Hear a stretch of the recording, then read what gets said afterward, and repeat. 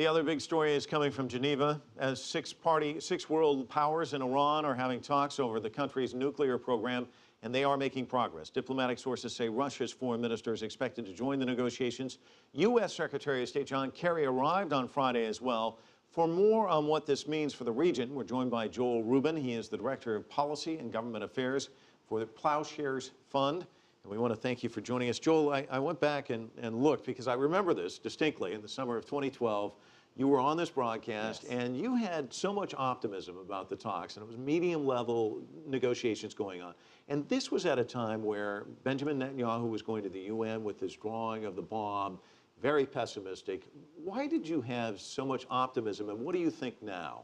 Well, this is the best opportunity that we've had in years to restrain Iran's nuclear program. The optimism of a year ago was justified in the sense that here in the United States it became clear that Americans want a diplomatic solution to this problem.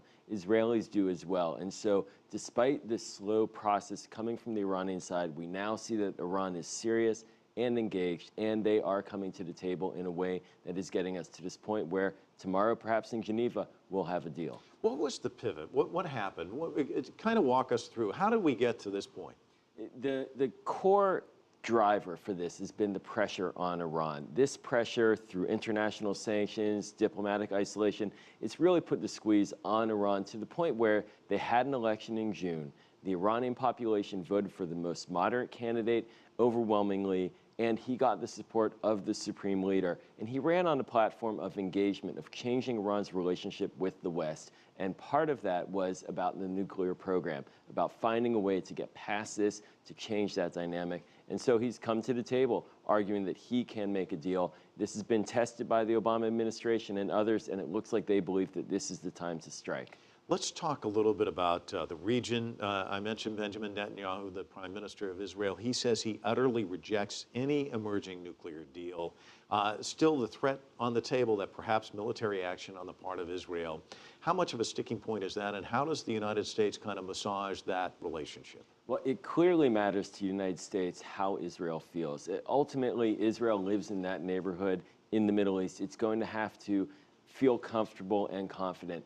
But one has to ask, what are the alternatives to a diplomatic solution? And there are no good alternatives. Military action across the board, national security experts agree, will not resolve this issue. There needs to be a diplomatic solution. Israelis themselves do support that. What they really want to see is a deal that verifiably constrains Iran's nuclear program, that prevents it from getting a bomb. That's where these talks have to head.